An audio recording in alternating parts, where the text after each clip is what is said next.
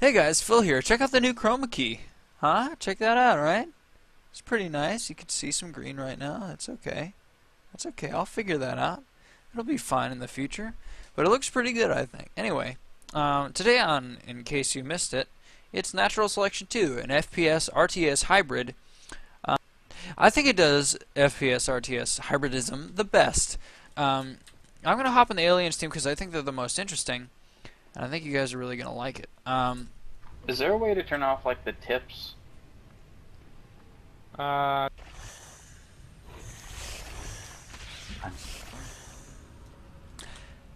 Back to the review. So on the alien team, he plays these little aliens. They mostly bite things. That's their main way to attack, and they do a pretty good job of it, I think, of biting.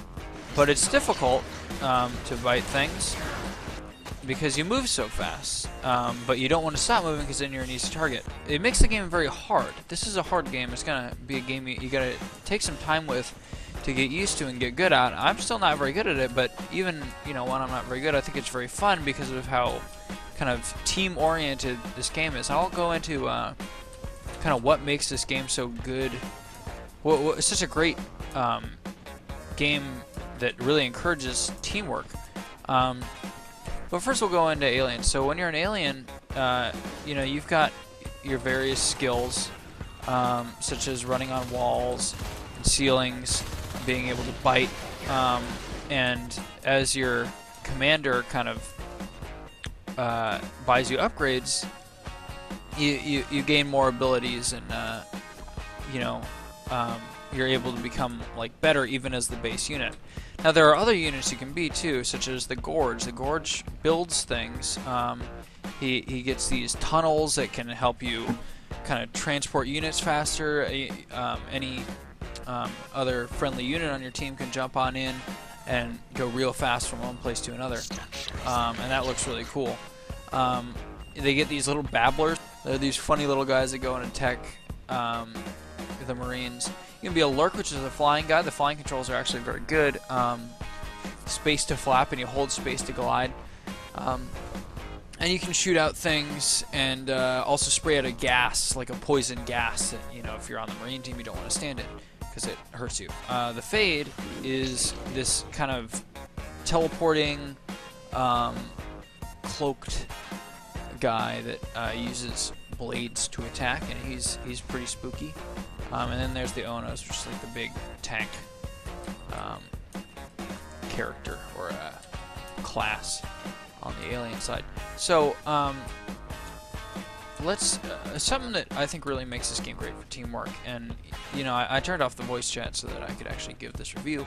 But you press C for your map. You see where you are. You see where all your friends are. It's all updated in real time, and you see the pings on the map.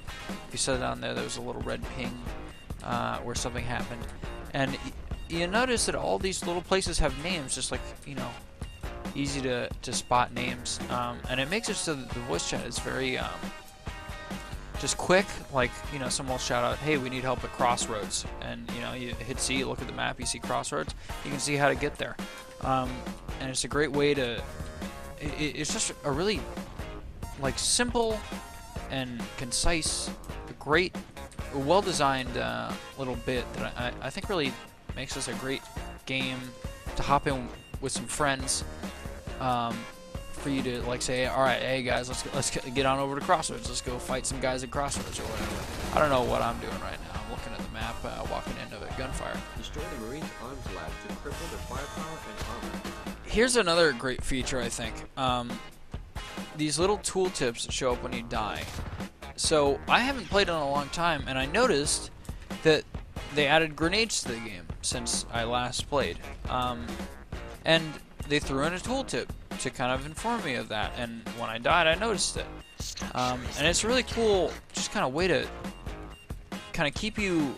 It's a great way for new players to learn, I think, because it tells you things that you otherwise just wouldn't know by playing. And it helps you not get yelled at by so many people. People will get really mad on the internet, All right, guys. On On my team, the Gorge just got its Babblers, so I can set down these Babbler eggs. The Gorge is kind of the builder class, so when you hit 2, you've got your kind of building functions. You make Clogs, which are just kind of like blocks that block people. Hydras, which spit at the enemies. It's kind of a defensive turret. Gorge Tunnels, which you know, is that fast travel mechanism. And Webs, which I assume slow down Marines. Now, Gorge, with their right click, they can heal other units. They're kind of the medic class. And they've, of course, got these fantastic little things called Babblers. And they're one of the most adorable little creatures in probably gaming. So you can throw out this little thing. It makes the Babblers come to it. I think the Babblers just follow you otherwise. Let's take a look. They all show up on you. Yeah, Babblers just follow you around otherwise. It's so... It's like having dogs. I don't have a pet. I can't have a pet because I live in an apartment. And this is really filling that void for me right now. So I'm going to have those Babblers attack that thing. Go. Go, Babblers. And look at them. They're doing damage. This is probably an awful thing. They're probably all going to die. But hey, they can do that. Which I think is just... Look at that. They're doing damage from all the way over there. So I can just kind of, you know, spray and pray. Just get out with it. Now, the question is, do Babblers cost... Yeah, they cost 1 resource. In the bottom right-hand corner, under me here, we've got my resources. I can do that now that I have a green screen behind me.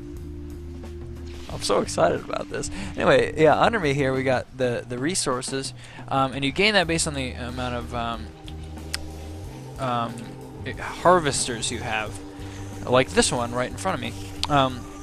And this is the real kind of crux of the game, is getting the most harvesters, resource harvesters, out there in the map. This is where the main struggle starts. The end game, you know, in a match is mostly, you know, just trying to get your forces strong enough to send them in and actually take out a base, you know, where people will be respawning and everything.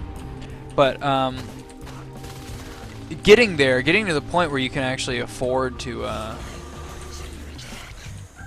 you know, build up this army that's capable of attacking a base, you need to get the resources, and whoever manages to get the resources faster is going to be the one to probably be the winner. So most of the game is spent getting these resources and trying to be the most well-fed team. That's basically most of what there is to the alien side. So let's take a look at the Marines, huh? I was a horrible trader, and I switched to the Marine team in the same game. Here's something, another kind of team thing. You saw that distress beacon. That's something the commander on the Marine team can use to warp all Marines to a location that the commander wants. I think it might have to only be a base, but I'm not sure about that. It only tends to be because it's usually a defensive maneuver when your base is under attack and no one's there to defend it. So that's just another cool little additional, cool little feature. This game is very interesting because it's a competitive game with two sides that are so very different. You know, you've got the aliens that are just mostly melee based. I mean, you saw me with that as a Gorge doing the ranged attacks, but you know, they weren't really doing all that much damage. That's not really the main kind of deciding, or the main feature of the alien side. It's mostly melee weapons, whereas Marines are the total opposite. They're all ranged. I win. All right. So let me just go over a few more talking points of the game. So Marines, they're much more kind of, every Marine is the same. You just spawn as a Marine. You can't really change your class. There's no classes. Instead, you just equip yourself differently. You can get a shotgun, be more offensive in the close range. You can get a like better repair tool to be more of a builder and support thing, because you can repair friendly guys' armor. You can get the big mech suit if you're looking to be the big mech, and you can get a jetpack if you want to be more mobile. With the aliens, you've got all these classes, and there's really only one that's defensive. And the same way, kind of with the Marines, but every Marine can build, and every Marine has to build. With the alien team, the commander is the one doing the building. Things build themselves. Gorges can speed that process up, but they don't have to. So, that was the Matrix. I just dodged all them bullets. So, yeah, the alien team can function kind of without Gorges. They don't need people to build. Commander doesn't need the alien units to build. The base alien unit just needs to go out and kill guys. Whereas the Marines all have to build to help out their commander.